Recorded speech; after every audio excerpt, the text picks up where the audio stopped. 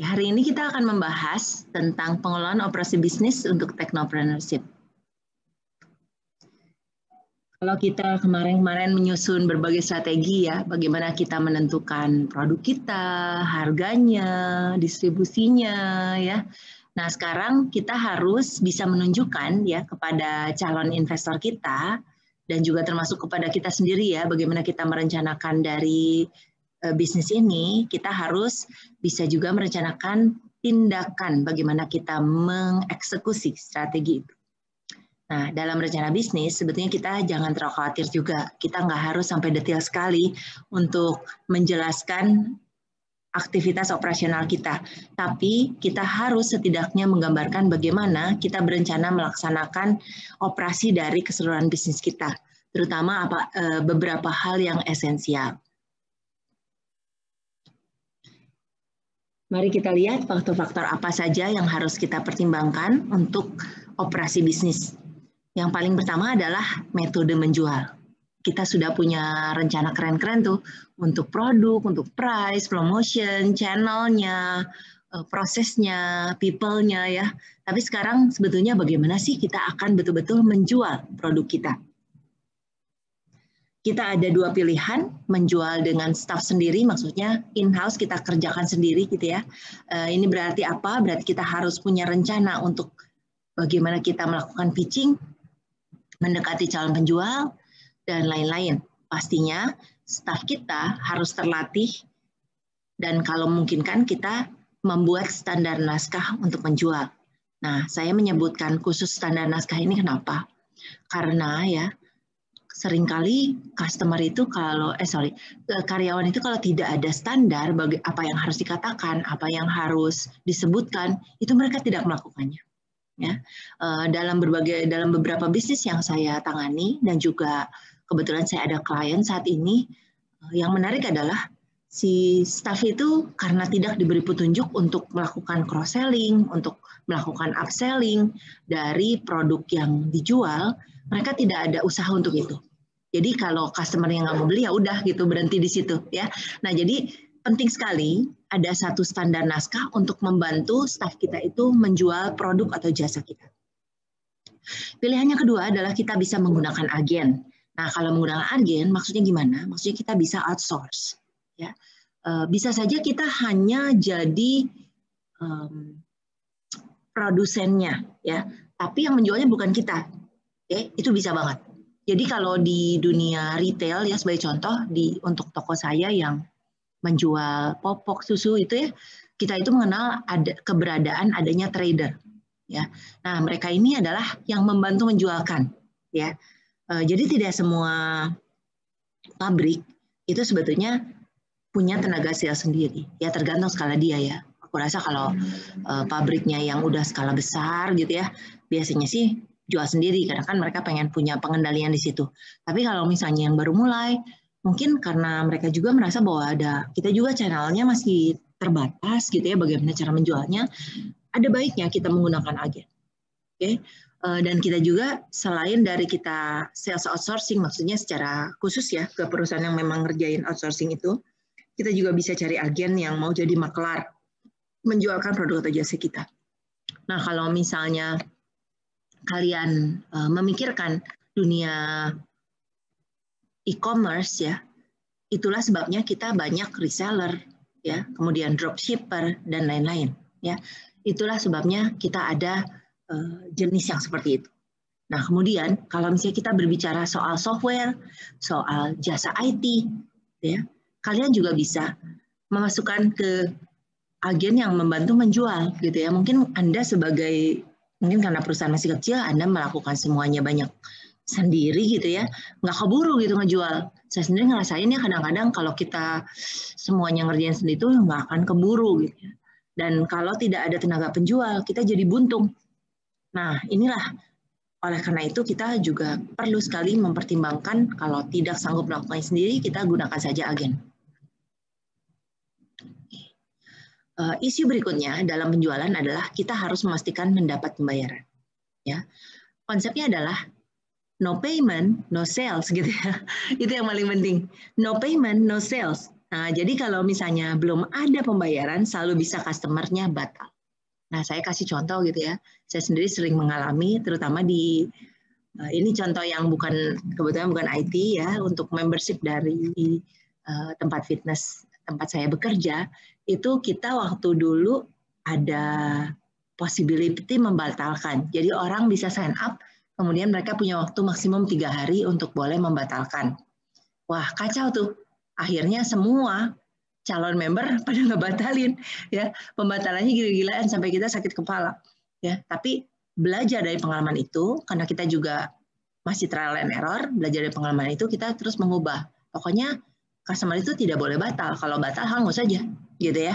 Dan karena itu jadi bagus kita sekarang untuk kalau orang sign up ya nggak bisa batal gitu intinya sih. Kalau misalnya dia kepaksa banget, kita refund dalam bentuk voucher gitu ya. Nah, kalau misalnya kita memikirkan tentang IT ya, kalian mungkin akan mendapatkan proyek ya, kalian akan mendapatkan proyek, kalian akan tekan kontrak, oke? Nah, biasanya kalau proyek IT itu kalian akan bagi dalam termin pembayaran. Misalnya karena kalian proyeknya 6 bulan, kalian akan minta dibayarnya itu 3 kali, anggap aja gitu ya, per 2 bulan kamu minta dibayar ya. Misalnya nih ya. Nah, jadi kalau sebelum kamu menerima pembayaran pertama, itu selalu always there's a possibility of cancellation gitu ya. Bahkan kadang-kadang kalau kamu udah jalan itu pun, udah jalan sebulan pun bisa aja customer-nya ngebatalin, walaupun kalau kayak gitu sih udah pasti mereka tahu itu hangus. Okay. Walaupun demikian, kita sadari kemungkinannya seperti itu. Oleh karena itu, yang disebut kita nagih itu memang harus gitu ya, dan kalian nggak boleh sungkan soal ini. Dan saya juga pengen mengingatkan kalian, karena mungkin nanti kalian akan minim pengalaman gitu ya, kalian jangan mengerjakan proyek IT ya manapun gitu ya sebelum ada uang muka yang pertama ya. Kenapa saya bilang gitu ya, kalian bayangkan gitu ya, kamu udah kerjain misalnya 2 bulan 3 bulan, terus si customer bilang sorry aku nggak jadi. Terus udah aja. Jadi yang kalian kerjain itu memang nggak diambil sama customer, tapi how much resource that you have spent for that. Oke, jadi saya pengen ya secara khusus nih mengingatkan kalian nanti, apapun itu minimum harus ada DP dulu aja. Oke, karena kalau ada DP, misalnya nih seburuk-buruknya dia cancel, udah pasti itu nggak bisa dikembaliin. Dan kalian harus jelas di dalam kontraknya bahwa any payment gitu ya, you cannot refund gitu ya, especially when the project has started.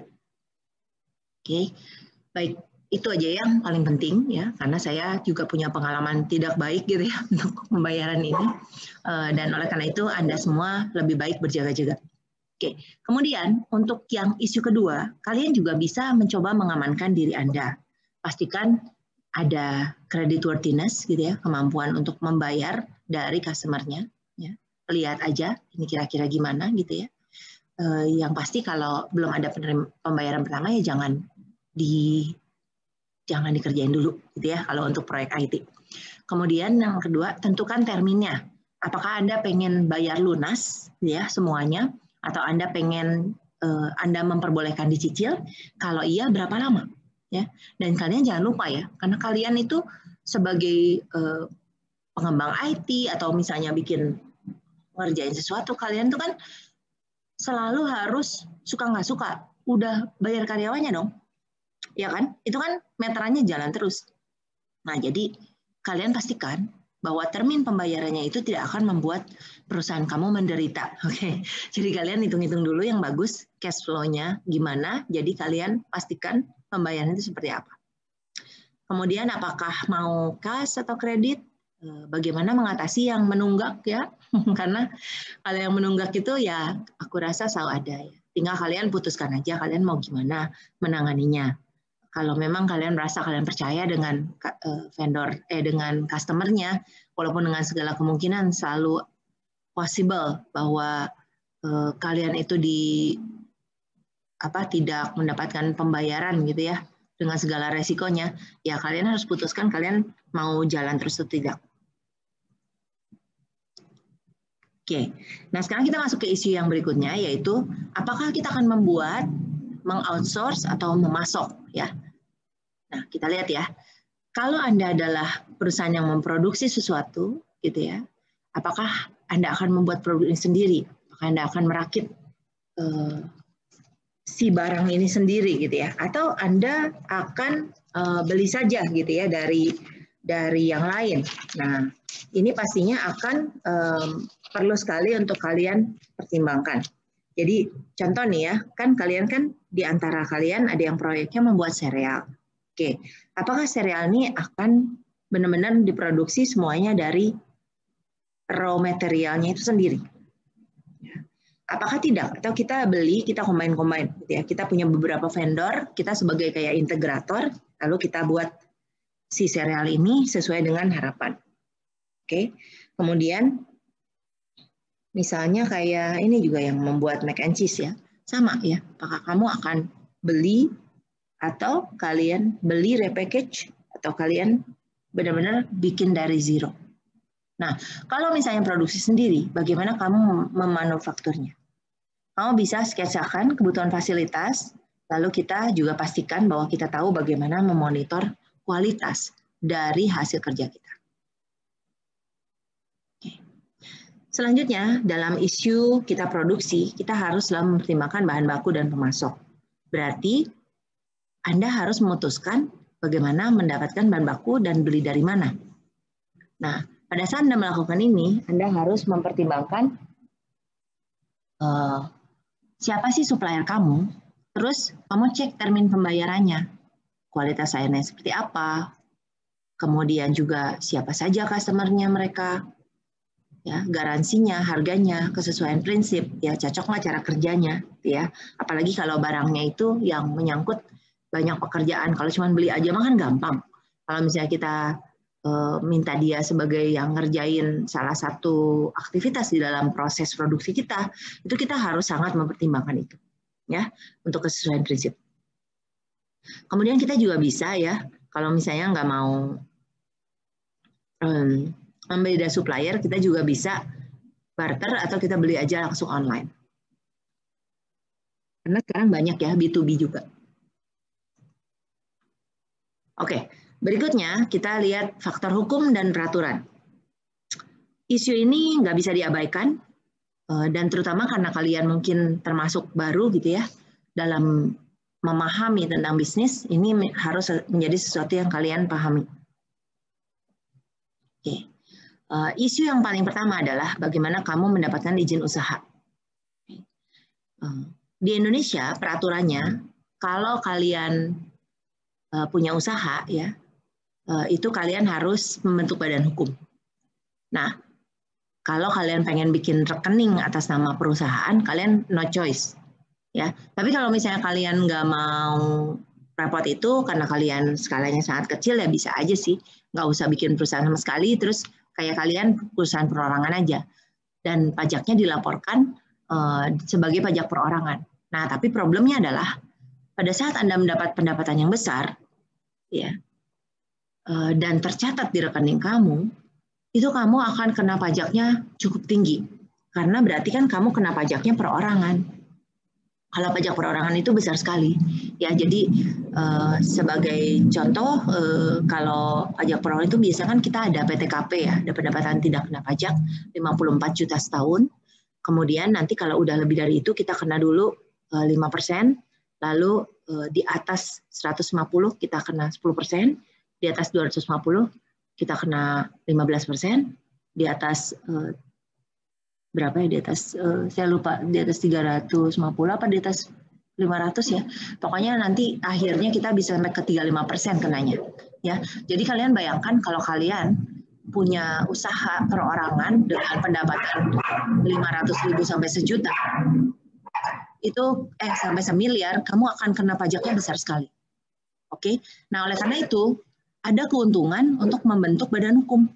Nah, badan hukum yang saya biasa banyak rekomendasikan adalah setidaknya bentuknya CV atau persekutuan komanditer. Karena persekutuan komanditer itu memungkinkan kita untuk menangani keluar masuk uangnya itu cukup relevan, cukup leluasa ya. Tapi kalau misalnya mau lebih ini lagi, mau lebih besar lagi bisa PT. Nah, cuman kalau PT itu kalian setiap kali mau mengeluarkan keuntungan itu nggak bisa gampang. Kalian harus tunggu tutup tahun, kemudian bagikan dividen gitu ya. Nah, jadi itu bedanya secara terutama. Nah, bagaimana cara membentuk badan hukum di Indonesia? Itu langkahnya pertama kamu harus buat akta dulu. Ya, ini biasanya pakai notaris. Nanti dengan bantuan notaris perusahaan akan didaftarkan ke AHU atau Kemenkumham, ya, Kementerian Hukum dan Hak Asasi Manusia. Ya, nah setelah itu baru kita mendaftarkan perusahaan ke OSS. Ya, sekarang ini one single sign dengan bantuan Presiden Jokowi. Sekarang kita sistemnya udah mudah sekali pakai OSS. Itu online, kita tinggal input saja. Bahkan kita bisa melakukannya sendiri ya. Kalau kita sudah lengkapi semua dokumen, nanti kita akan mendapatkan NIB atau nomor induk berusaha, SIUP, surat izin usaha perdagangan, TDP tanda dasar perusahaan, TDUP tanda dasar aku lupa yang ini apa ya singkatannya TDUP, tapi sama lah sebetulnya konsepnya TDP dan TDUP. Dan juga ada berbagai izin lainnya. Jadi sebagai contoh kalau kayak saya bisnis fitness itu saya ada izin usaha pariwisata gitu ya, ada itu khusus, jadi lembarnya itu khusus. Nah ini sekarang sudah sangat mudah pengurusannya. Kalau dulu ya, saya kasih tahu dulu kayak apa. Dulu itu kamu repot sekali. Kamu harus ke kantor A, kantor B, kantor C, gitu ya. Akhirnya nggak beres-beres. Nah inilah kemajuan yang terjadi. Walaupun saya merasa bahwa kadang-kadang dengan OSS juga masih banyak kekurangan gitu ya. Tapi ini sudah jauh lebih baik daripada sistem yang lama. Nah, jadi kalian kalau menurut saya gitu ya, kalau kalian pengen nanti melihat usaha kalian membesar, itu idealnya kamu punya badan usaha yang resmi.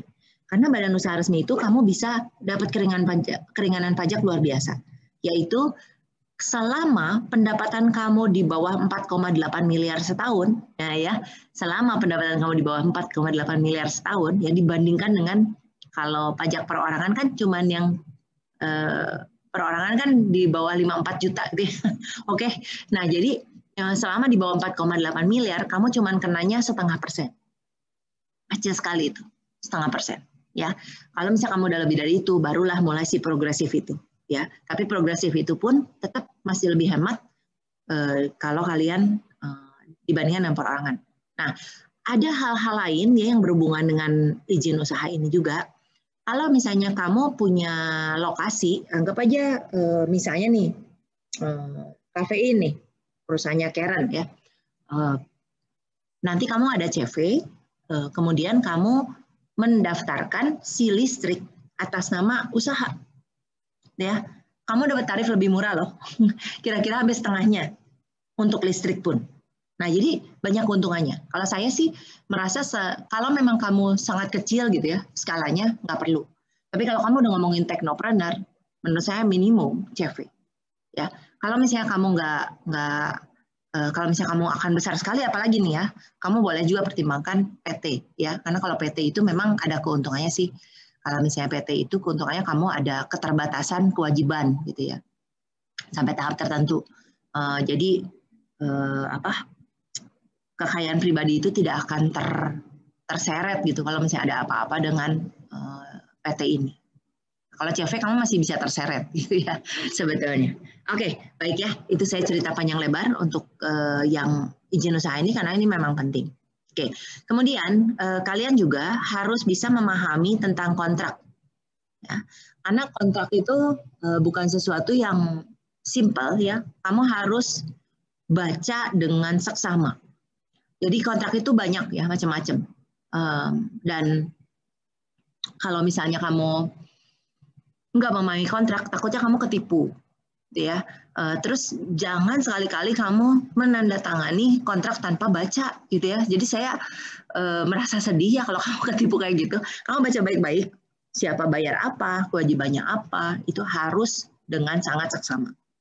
Jangan sampai kamu dirugikan gara-gara kamu cuman lalai nggak baca kontrak. Oke, dan itu termasuk sewa menyewa juga ya. Nah, kalau kayak sewa menyewa gitu ya, aku kasih contoh gitu ya, salah satu termin yang biasanya disepakati itu adalah siapa sih yang bayar pajak sewa. Nah, gitu ya. Masalahnya pajak sewa itu lumayan loh, 10% dari nilai sewa. Jadi kalau misalnya kamu sewa satu gedung kantor dengan harga 200 juta, itu kamu harus bayar 10% pajak ke pemerintah dari 200 juta itu. 20 juta loh. Ya emangnya gampang cari uang 20 juta gitu ya. Makanya jadi kalian harus dengan seksama baca si kontraknya sebaik mungkin, jangan sampai kamu salah langkah. Oke. Lanjut ya. Nah, isu hukum juga menyangkut standar iklan. Nah, karena kita akan pasang iklan yang akan dipublish ke masyarakat luas, kita harus sangat hati-hati. Karena ini juga akan mempengaruhi brand dari kita.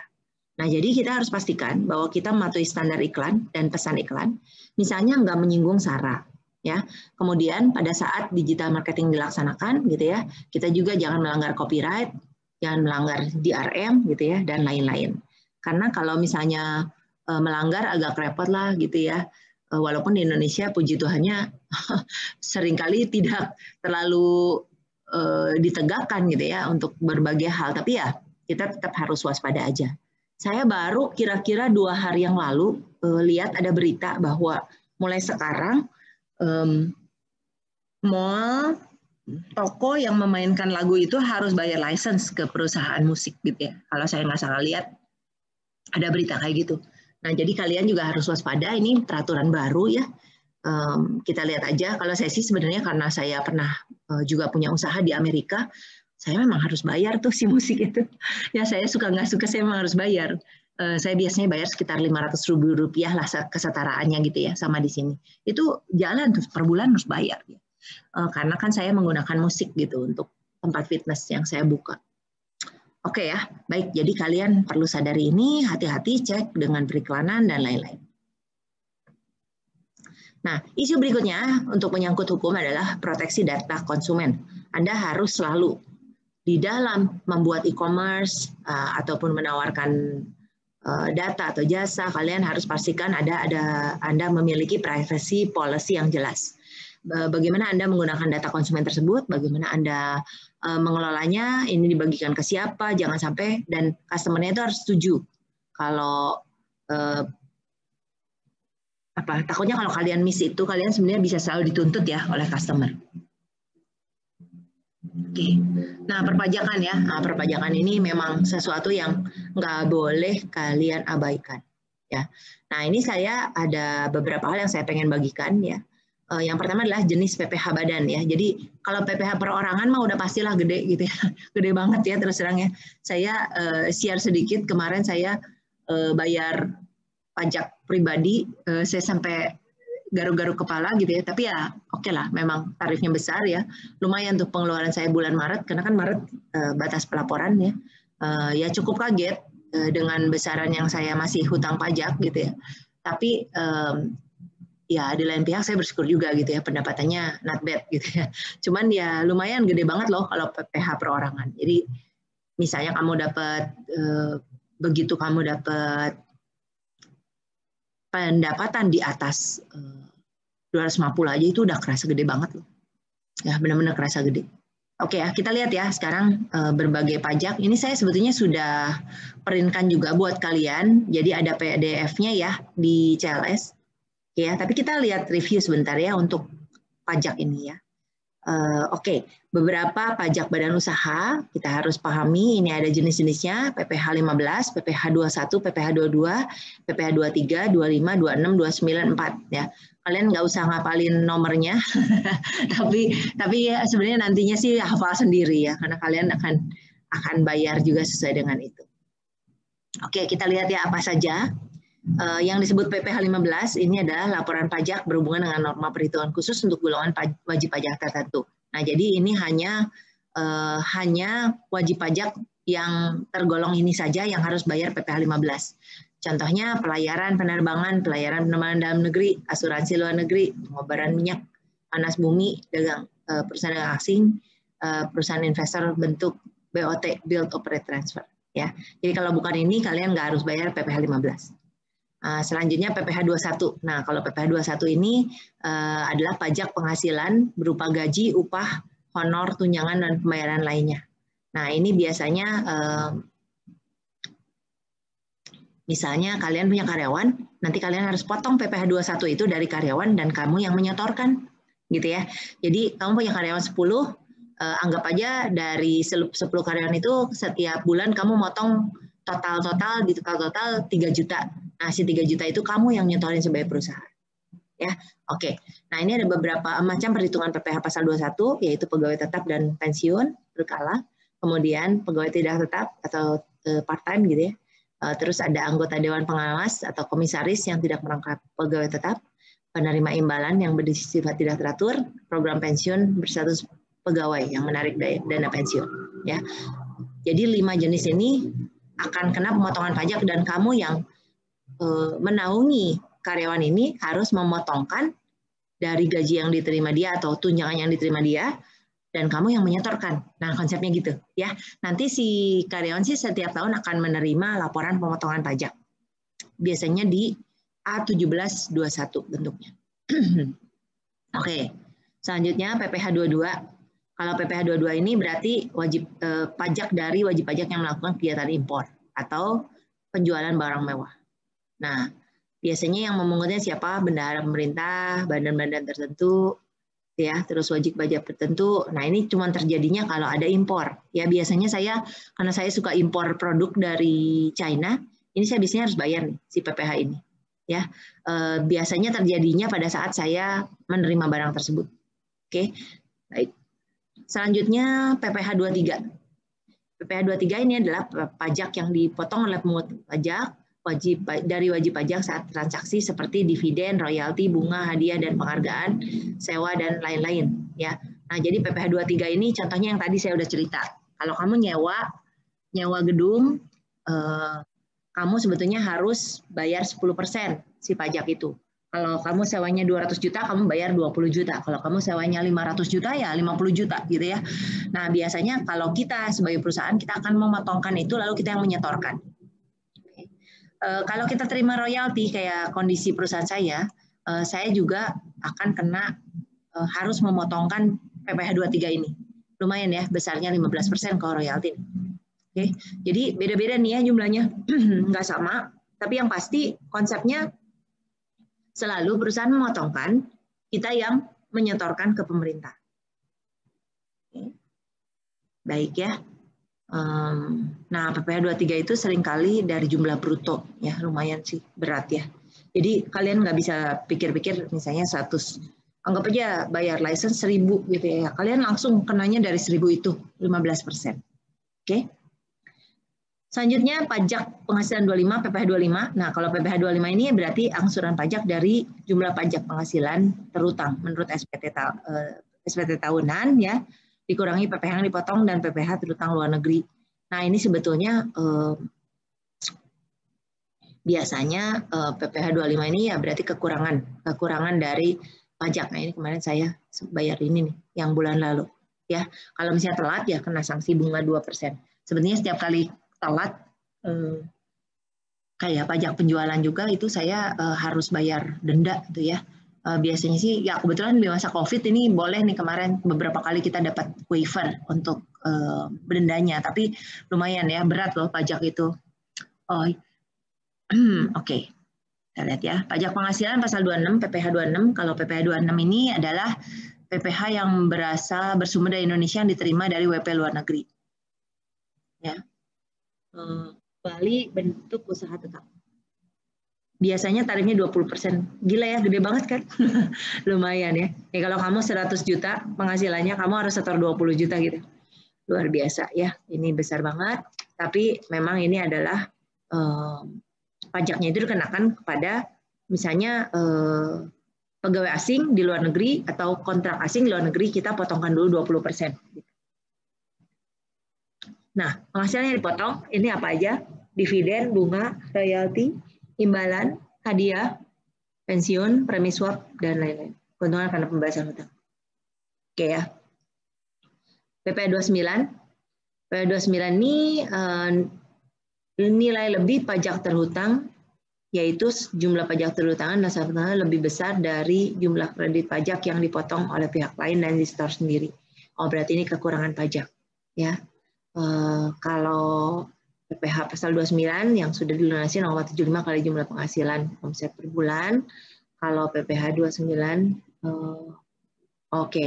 Ya, jadi PPh yang masih terhutang, ini kan terhutang, dikurangi yang sudah dilunasi. Oke. Baik ya, kalian nggak apa-apa lah, nggak usah musingin soal ini, rumus-rumus ini. Nanti kalau kalian benar-benar akan menggunakannya, baru mungkin ya bisa melihat lagi dan mencoba memahaminya untuk perhitungannya, maksudnya untuk perhitungannya. Kalau saya sudah terbiasa pakai konsultan ya, karena saya sendiri pusing, bukan apa-apa. Terutama kalau pajak-pajak ini, saya tuh nggak kuatnya kalau udah ada yang salah, ngebetulinnya susah gitu. Jadi saya relatif saya selalu lebih suka, lebih baik saya benar aja dari depan gitu perhitungannya. Oke, nah yang terakhir adalah PPh 4 ayat 2. Nah, ini adalah pajak yang dipotong dari penghasilan yang dipotong dari bunga deposito atau tabungan, bunga obligasi, surat utang negara, bunga simpanan, hadiah undian, transaksi saham, dan lain-lain. Ya, nah ini bisa disebut penghasilan dikenai pajak yang bersifat final. Nah, kalau PPh 4 ini enaknya kalau udah dipotong udah, berarti kamu tidak usah lagi lapor penghasilan tersebut dan kamu ada bukti si pemotongan itu diberikan kepada kamu. Oke, baik. Nah, ya. Nah, jadi itu berbagai jenis pajak supaya kalian tahu setidaknya ya berbagai jenis. Jadi saya perkenalkan berbagai jenis pajak tersebut. Selanjutnya selain PPh, kamu juga harus tahu adanya PPN. Nah, PPN ini itu biasanya besarnya 10% kalau di Indonesia ya.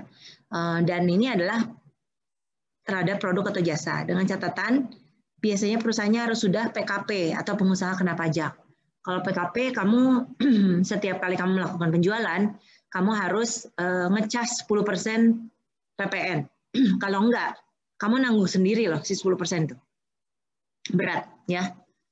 Enggak semua bisnis untungnya sampai 10%. Jadi kamu harus hati-hati ya. Untuk PPN ini kamu harus seksama banget.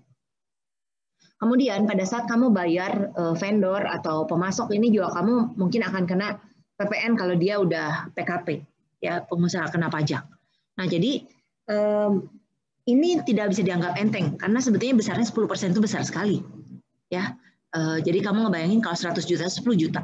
Ya, jadi kalau misalnya kamu pada saat menentukan harga, kamu sudah vendor kamu itu PKP gitu ya, kamu tuh harus menghitung si pajak ini sebagai biaya yang kamu tanggung gitu. Kalau kamunya udah PKP, dia udah PKP, rada mending lah. Kita bisa selipan pajak PPN pengeluaran sama PPN pemasukan ya. Karena itu nanti paling cuma selisih sedikit. Nah, kalau misalnya enggak, wah lumayan tuh, itu menggerogoti keuntungan kalian ya. Jadi saya pernah melakukan kesalahan ini untuk usaha yang retail popok susu ya, ini pernah nih waktu tahun pertama karena kita masih agak kurang paham tentang ini sebelumnya. Ya ampun, ternyata bahkan kan sistemnya udah online ya, itu nggak boleh terlambat lapornya. Benar-benar nggak boleh terlambat. Jadi kalau misalnya kita terlambat melapornya, itu nanti kita akan kena kita akan kena si selisih itu nggak bisa terlaporkan di bulan itu, dan oleh karena itu kita harus bayar si selisihnya, selisih PPN ya. Jadi konsepnya gini, kalau PPN pemasukan lebih besar dari PPN kita beli barang, berarti kita harus bayar si perbedaan itu ya. Jadi itu kalian harus hati-hati. Kemudian yang pasti untuk pajak kamu harus memberikan SPT atau surat pemberitahuan pajak tahunan kepada pemerintah ya. Laporan ini biasanya diserahkan 1 tahun sekali. Kalau di Indonesia deadline-nya itu 30 April. Ya, jadi biasanya kita buat neraca rugi laba atau kita pakai norma perhitungan. Ya, perhitungan itu yang 0,5% tadi kalau selama di bawah 4,8 miliar dalam setahun.